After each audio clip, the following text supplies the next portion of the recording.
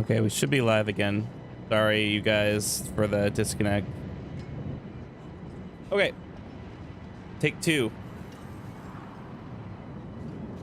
Always when I'm trying to do a video.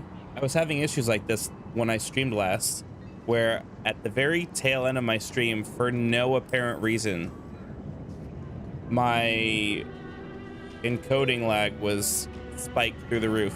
And I'm only using 40% or less of my entire system performance. Don't know why. I'm not even gaming on the little mini PC, which if you guys were in the stream a minute ago, you noticed that I showed you my minis forum. It's a UM773, plenty of performance. I'm doing a recording and a stream at the same time. Never had an issue before this time and the last time I streamed. I don't know why it's acting up now. It shouldn't. But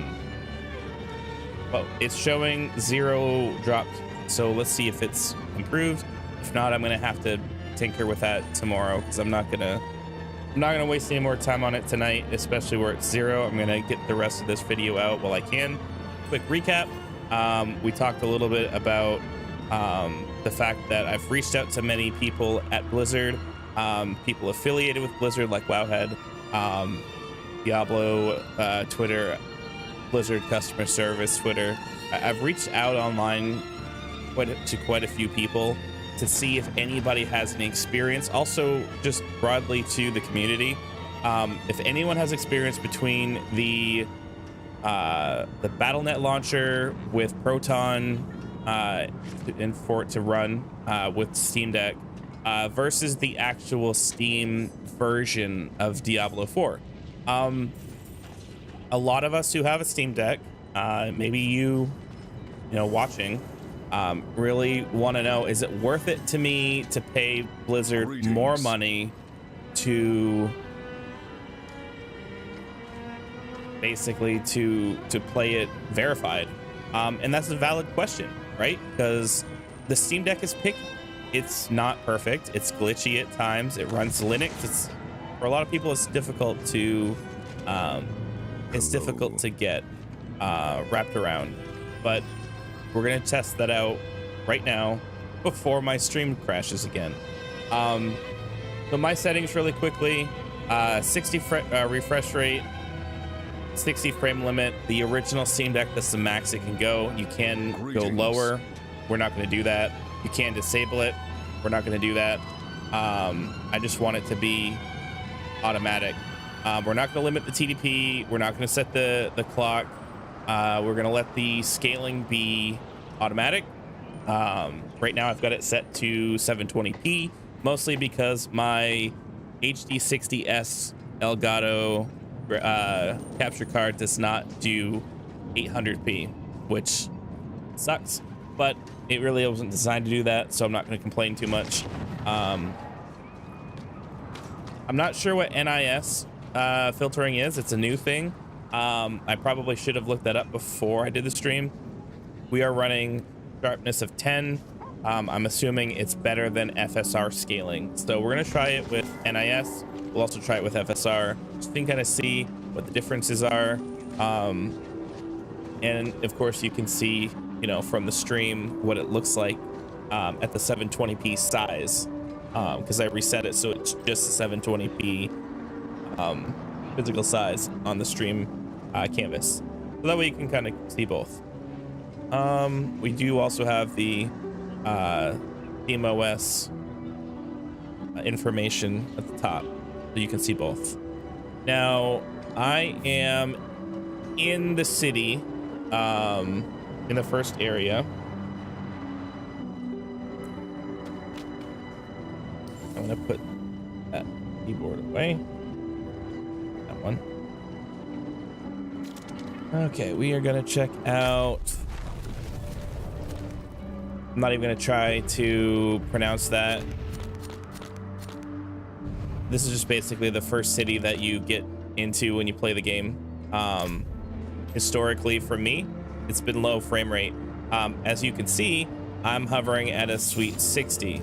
And usually this is one of those areas that gets hammered on for not having great frames. As you can see, I walked into this little tavern with the vendors, and it's already down at 38, 39, and it's kind of hovering there.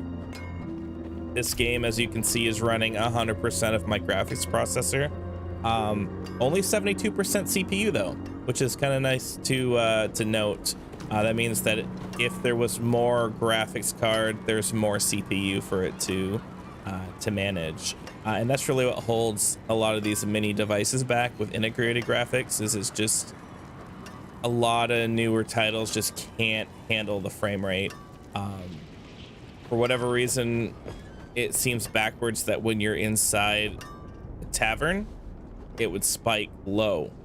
You would think that with less to render inside of a building, it would spike up. In this case, it doesn't. It's backwards.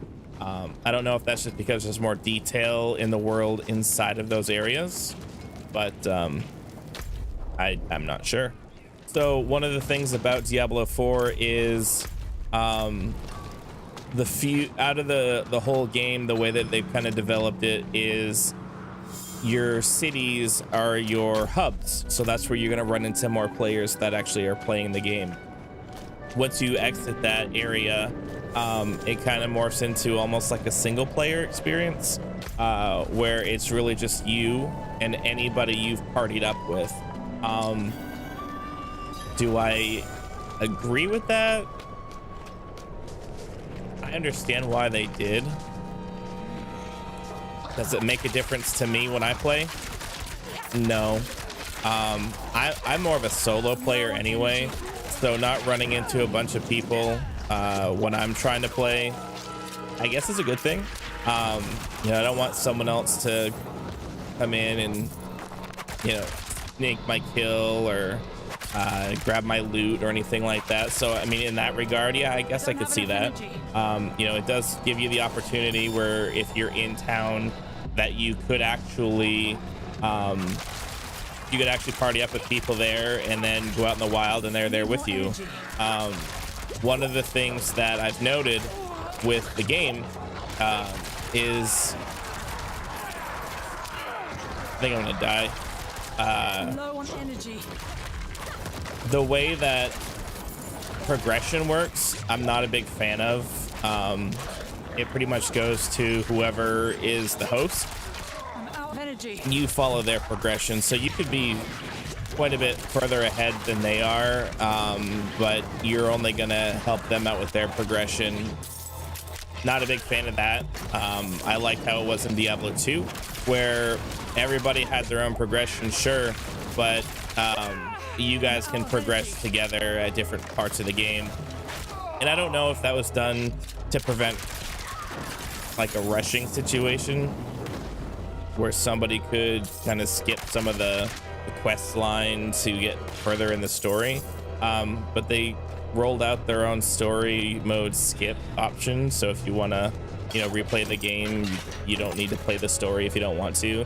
It's more of what they call adventure mode from Diablo 3. A lot of people kind of, you know, after they played the story mode a bunch, they just kind of went through adventure mode when they replayed. Not against that. I think that's a healthy way to play the game for sure.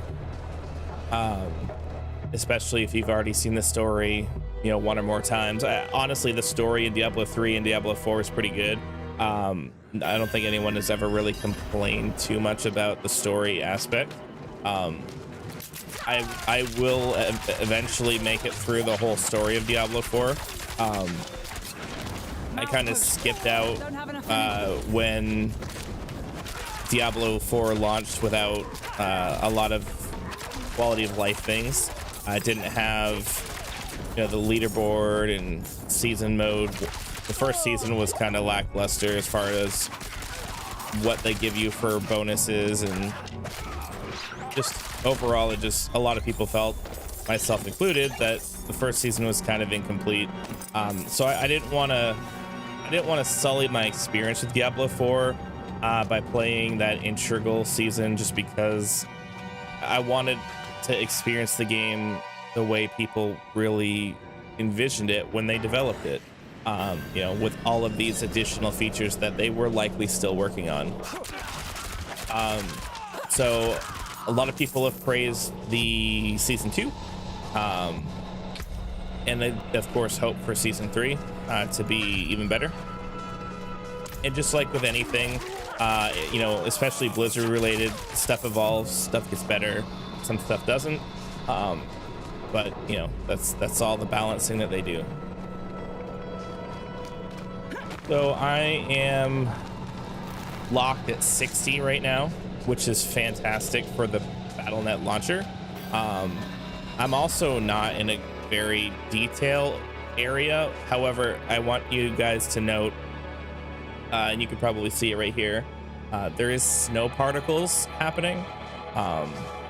And snow particles oftentimes are more taxing on the system than lush, vibrant greenery in areas. Currently, I'm running a quality, which is giving you the most superior like visuals. Could I squeeze some extra performance out by making it look more muddy? Absolutely. Now, if I was playing on the screen on the Steam Deck, I would probably do that, because when you're on the screen, you're not going to notice a lot with 800p. It's just going to be, you know, that lower resolution blockiness. You know, if you guys have a Steam Deck, you understand. You're not going to notice a difference between a quality or a performance preset. So definitely make that switch. It's going to behoove you to do so. And it's going to run cooler, and it's going to run longer on battery if you're in handheld mode. Definitely make that switch. But right now, I'm running a medium preset, 4x filtering. Now this I could probably dumb down quite a bit. That particular setting will absolutely make a difference in your frame rate. So I'm going to try it with off, just to see if I get some better performance in town. I don't think there's anything I can do in town without completely setting everything to no. I don't really want to do that. I do kind of want to make it look as good as I can and try to lock it close to 60. Out in the wilderness, running at a 4x, totally doable. So I'm going to leave it.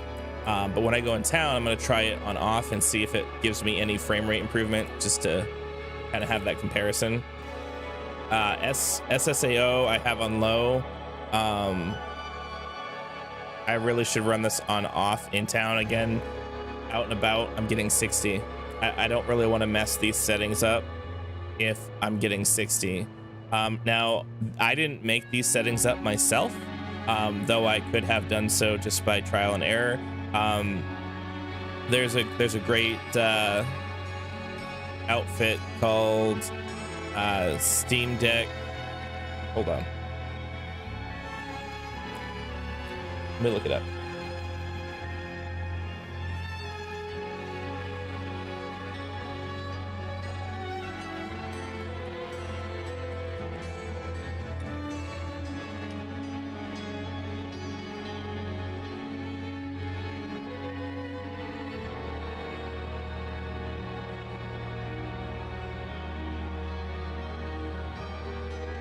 So it's Steam Deck Gaming, at Steam Deck Gaming. They were the first that I saw to put up a Diablo 4 best settings, kind of like guide and whatever.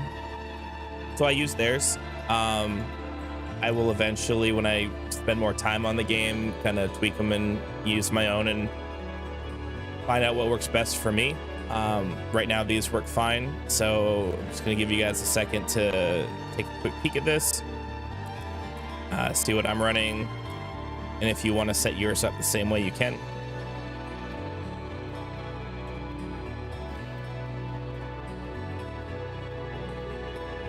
But yeah, it's mostly a medium mix.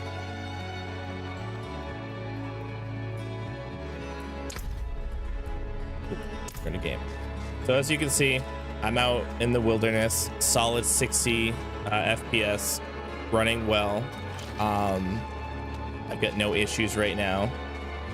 So we're going to run back into town.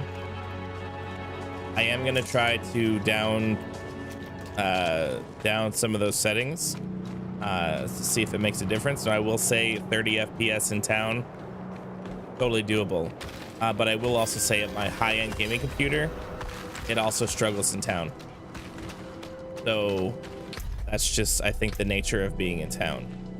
So we're gonna dump that on low, and we're gonna dump that to off. I'm just gonna see if that makes any difference in town. Try to get closer to that 60, and we do. So no one's gonna notice between 58 and 60 FPS unless you're frame counting. It's just not gonna be a big difference to you. So if you're running a Steam Deck and you want a solid 60 in town, and you don't want to have to worry about settings later, just come in, run my settings, but also turn off anisotropic filtering, which normally I have it set at 4, and then SSAO turn to off, which I normally have on low. Perfectly doable either way. The 45 to 55 frames per second that you get in town, totally doable on Steam Deck. It's not even noticeable if you weren't watching for frames. So we are going to exit. I'm going to exit the game. We're going to exit the launcher.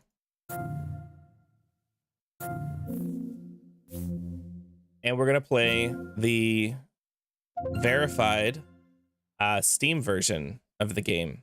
We're gonna see how we compare those frames. I didn't write anything down, but solid 60 outside, and anywhere between 45 and 55 in town. Take note that of the performance at the top.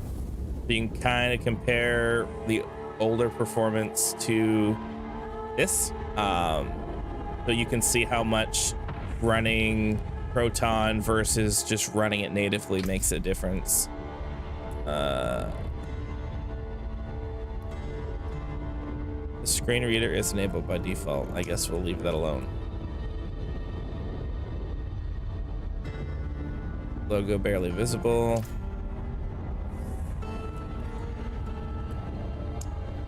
I really don't need it to do that, but okay.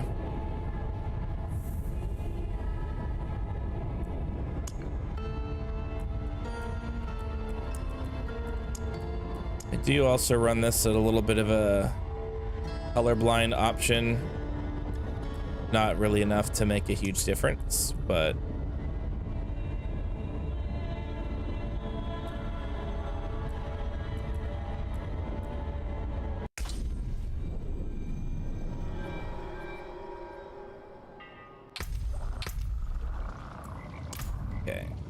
so we're gonna get back into the game. I will notice that it does seem to be more responsive in the menus. That's to be expected when you're running it natively.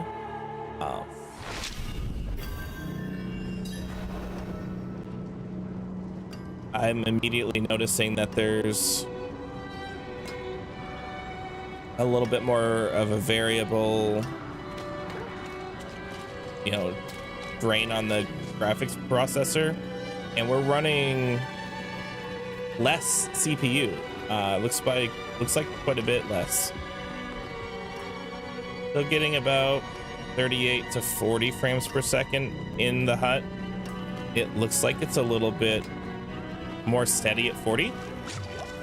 So maybe a couple extra frames there. Let's see if it kept my that's VSync on. We're gonna turn that off. See if I can run down through these real quick. This is default. We're gonna go to FSR2 and go back to quality. Foreground FPS, we're gonna lock at 60.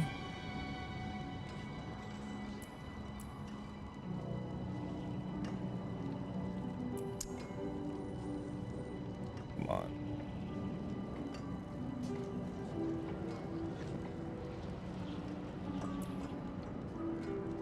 I will say that I wish every single person who develops a game like this makes these fields editable, because I can't adjust that. So I'm gonna put it at 61. It's a shame I can't lock it at 60, but 61 will be fine. So we got that medium. We've got the medium setup here, which everything seems to be relatively similar. I'm mostly looking at SSAO and anisotropic filtering, which is at 4. We're gonna save those. So just so you guys see, we're just running a medium preset with FSR2. All the same Steam Deck settings. We didn't make any changes there. Now, I want you guys to take a look at this. We are running almost 60 frames per second in town, running around. And when you stand still, it hovers about 58. This is with the regular medium settings. No extra change there. And remember, we had to dumb down SSAO and anisotropic filtering to off on both of those. If not, the other thing, one of them was low, was the lowest you could go. So the question in my mind is answered. Is it worth it to buy the game again to play it natively through the Steam Deck, through Steam? And the answer unequivocally is yes. I'm getting 60 frames per second in town. Now, some areas I'm moving around, I'm getting 55. In this area here, we struggled. We got about 38. I've got 50, 45 to 50. So this seems much better, much more reliable, much more graphically appealing. You know, you can get that medium preset, VSync off. I don't care to run VSync, because usually if you're not hitting 30 or 60, it's going to dump you to 30, and if you're not hitting 30, it's going to dump you lower. So definitely use VSync with a grain of salt. Sometimes it's good, sometimes it's not.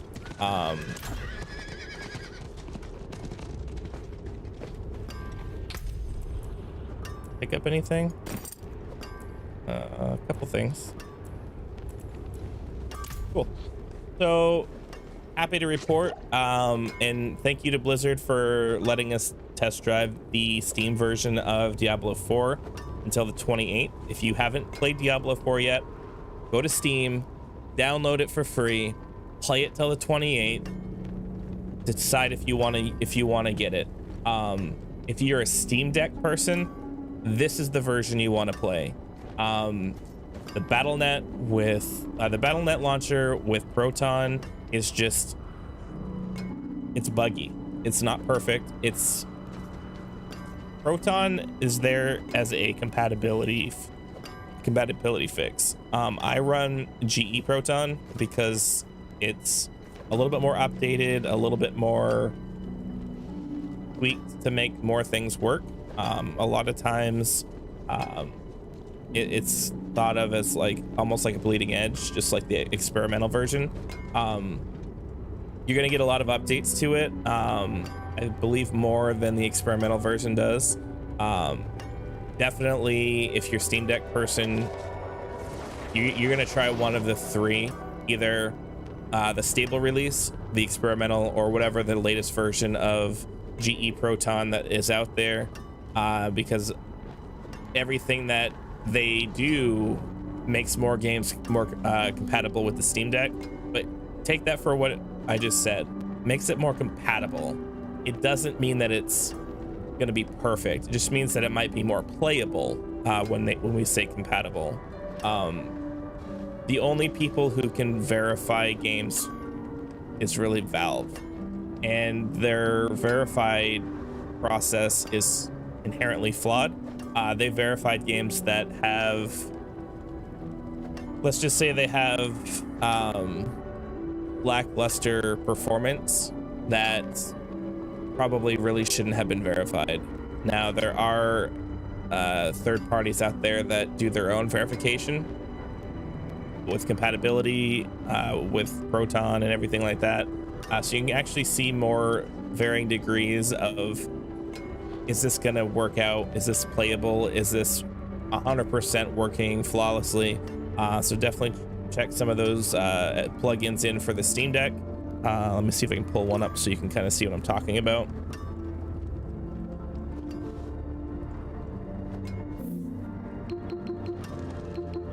So definitely get Decky. Decky Loader is a plugin loader. It has like a little plugin store. Proton database badges is what I'm referring to. And if I head back to my library and I go to install the games, you can see, where are my badges? I think you can see in the bottom corner there. So you see where it shows gold. This is the database that tells you how the game plays. And if you click on it, this is all Proton compatibility. It says this deck verified status is playable. No details. It tells you this game launcher setup tool may require touchscreen or virtual keyboard, may have difficulty to read text. Entering some text may require manually invoking the on-screen keyboard. The game displays compatibility warnings when you run it on the deck, but it runs fine. And then all these are, hey, these work perfect at the bottom with the little check marks. So this is great. You know, stuff like this, if you're a Steam Deck owner and you don't run these types of plugins, you're really missing out. A lot of this information can tell you if a game is worth it before you buy it for the Steam Deck, because you can see these on games that you don't have when you're looking at stuff through the store.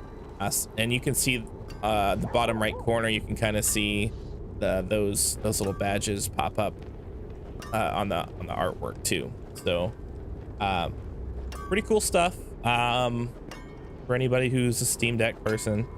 Like myself, I don't play it as much as I would like to. I've been playing on the minis forum quite a bit. I don't dare do a compatibility just to show you what that looks like while I'm streaming from it. At some point I will update my OBS on my gaming computer so that I can actually do that and show you guys what the performance on the Minis Forum UM773 looks like comparatively to the Steam Deck. So if you guys want to see that, hit me up on Twitter. It's at ChrisBomar, ChrisBomar.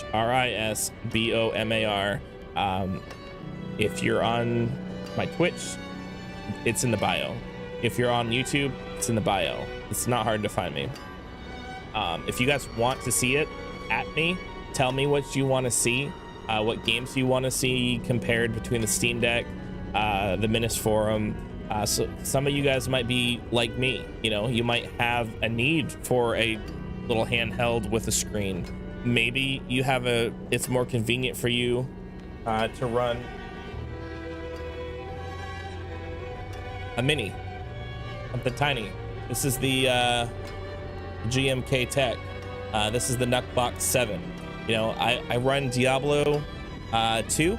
I run World of Warcraft off of this little tiny box. I bought this mostly because I wanted something to run like a sandbox, a little lower performance. It's a little quad core N6005 Pentium processor. Anyway, it runs really well. I was actually pretty blown away by the performance for World of Warcraft I got out of it. I can play the full retail on this at 30 frames per second, 1080p. That's fantastic. Something this small can run retail World of Warcraft, 1080p, 30 frames per second. Is it 60? No. But something portable that weighs like nothing, that you can literally put in your pocket, and it runs off USB-C. I don't know if you guys can see that. Runs off USB-C, right over there. I don't remember what the power requirements are. It comes with a little USB-C charging brick, which will allow you to power it. But you know, you got plenty of USB ports on the side, plenty of Ethernet if you want to connect it to 2 different things. But check that out. You can hook this up to 3 different monitors at the same time. So you can run a triple monitor setup off it for like productivity, and you know, you can run it, you know, do whatever you want with it. It's fantastic. I wanted something I could install anything on. If I want to run Windows 10, Windows XP, Windows 7, whatever. Diablo 2 Classic is the reason I got it, mostly because I wanted something that I could run an older version of Windows on that might get screwed up, you know, because of virus related issues. I can dump this and reload Windows on it easily. It won't take any time. I won't have to worry about completely wrecking my computer if a newer version of Windows doesn't support, you know, Diablo 2 Classic. As it is, Diablo 2 Classic, as we can say, it will run in almost like a compatibility mode on the new version of Windows 10 and Windows 11. Does it work well? No. Can it run well enough? Sure. But on my computer, I don't know about you guys' Windows 10 computers, I can't run it in full screen.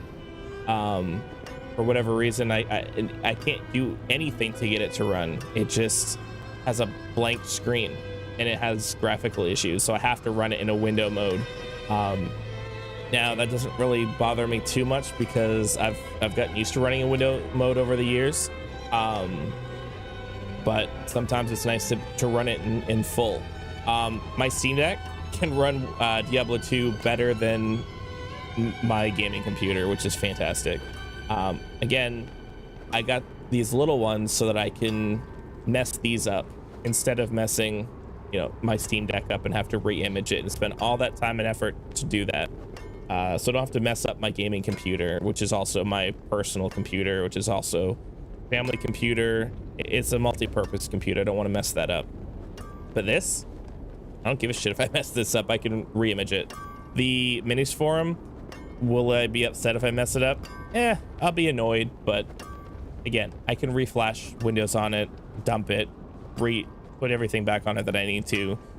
It does have two hard drives in it. I have it on the minis forum. I have a NVMe drive, which is kind of the main drive. Super fast, makes it lightning fast.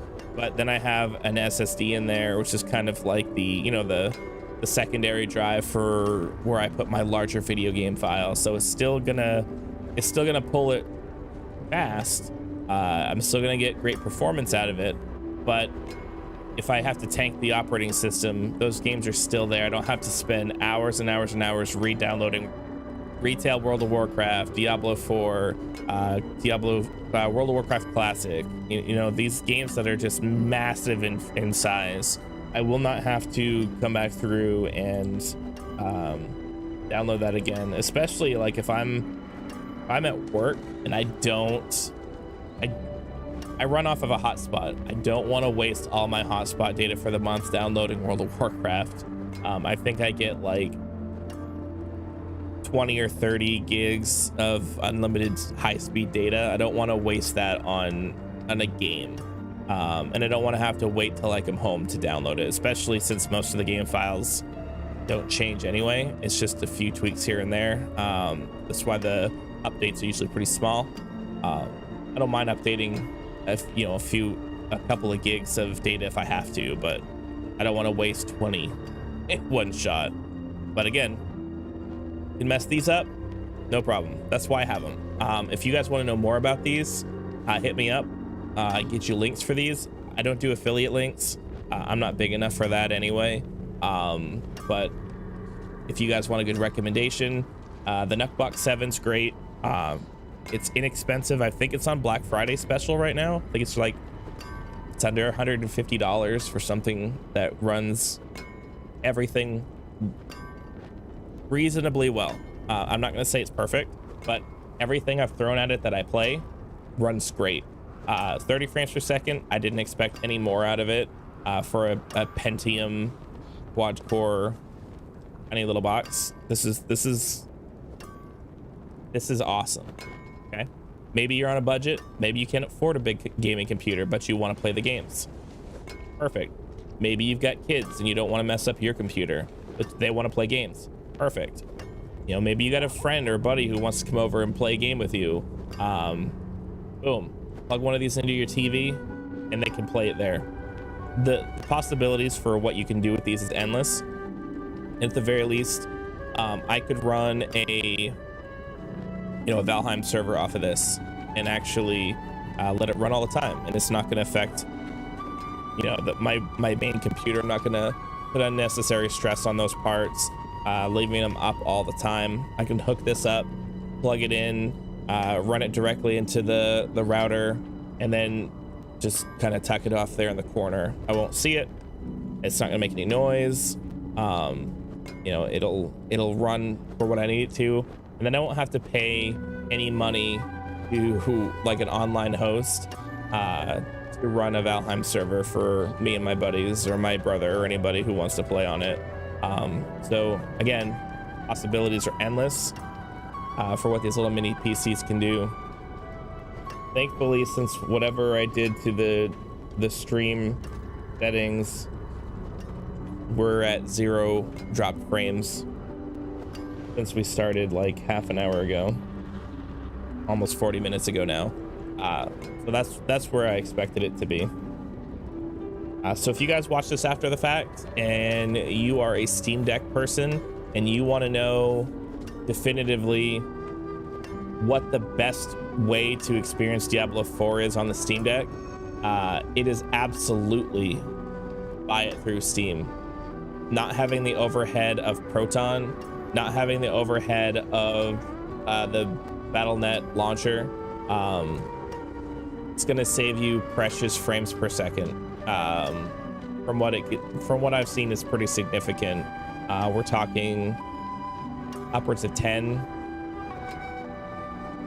between 10 and 15 frames per second of a bonus free performance that you get from just not running a bunch of compatibility software. Definitely do it. If that's what you want to play, if this is your game, if this is what you want to play in your Steam Deck, get it through Steam. It's worth it. For those extra 15 frames per second, you're just not going to be able to get that out of the compatibility. So I'm done rambling. I'm going to bed. I'm going to stream in them tomorrow. I'm not sure what time. I gotta take my kid to the daycare when I get up, and when I come home I'll probably take a shower and get ready for the day, make sure my stream isn't completely effed up like it has been recently. If it streams tomorrow like it is right now, we'll be good. Tomorrow I'm gonna be playing, I think, some World of Warcraft. So if you guys like World of Warcraft, you want to watch me play, definitely make sure you stop in and see me tomorrow. Make sure you're following if you're not. That way you can see when I go live. Hit me up on Twitter.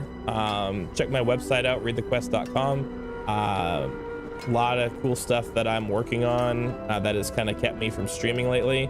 A lot of stuff that is becoming less of a challenge now that things are kind of set up the way I want them. And hopefully I don't get sick because tis the season, flu season. Hopefully I don't get sick again. We should be all set. I definitely still am on a every 2 weeks for a stream. When I get a chance on a night like tonight, I don't mind hopping on for an hour or so to just connect, do like an odd type of a stream. Like I think tech stuff is really fascinating. I've been in tech for a long time, so getting a chance just to kind of test stuff out, you know, when it's an off hours that I normally am not here, this is kind of fun to do. Definitely just shooting from the hip. I'm not actually doing a script or anything. I've never been a scripted kind of guy, so what you're hearing is just the voices in my head. So yeah, those of you who have been following along on my YouTube channel, you have seen probably 25 videos for Warcraft 3. Just full disclosure, that's my brother's playing those games. He just sends them to me and I upload them for him. He's actually pretty decent at it. He's not, you know, he's not competitive or anything. He is a competitive person, but you know, he's just getting, you know, back into the game. So go over there, show him some love, check out some of those videos. They're definitely doing better than anything that I put on my channel, which is kind of a slap in the nuts. But you know what, I'm happy for him. I'm happy his Warcraft 3 videos are getting some views, getting some likes, getting some comments. So if that's what you guys want to see, that's what we're gonna put up. It's definitely a lot easier to put up than any edited content. I've kind of strayed away from a lot of edited stuff just because I wasn't getting any views. And anyone who does content creation will tell you it takes hours and hours and hours just to make, you know, a short video clip. It's monotonous. It takes time. Time is not something I have to waste right now. Just with my lifestyle is just not set up for it.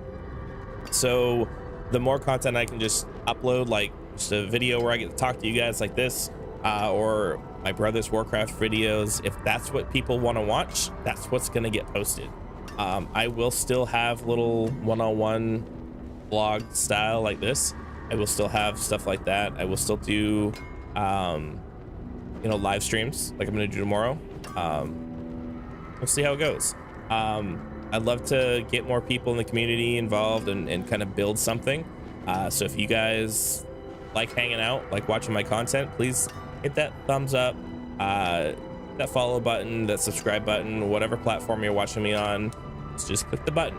You don't have to pay me. I'm not asking for donations. I'm not asking for you to do an expensive sub or anything like that. Just do the free follow on Twitter, do the follow on Twitch, do the subscribe on YouTube. You know, those just free ways you can help me out and help build something and be part of, you know, a community that I'm trying to gather people for. And just hit me up. You know, I like to talk to everybody on Twitter. I do that all the time. So if you guys want to be more active with me when I'm not on the stream, that's where you're gonna find me. But I'm rambling. I'm tired. I want to go to bed. I will catch you guys tomorrow. Thanks so much for watching. If you're watching after the fact, leave me a comment. Tell me what in this video you thought was the most interesting part of the comparison between the Steam version of Diablo 4 or the Steam Deck compatibility Proton version with the Battle.net launcher. Did you expect the results that we found? Did you expect something different? Let me know. I want to hear from you. And if you have had different experiences with these two different ways of playing Diablo 4 on the Steam Deck, let me know. If you've got a mini PC and it runs really well, or it doesn't, let me know. Tell me what your settings are. I'd love to dig down in and see if we can't squeeze out a little bit more of performance for you. But without further ado, you guys have a good night, and I'll see you tomorrow.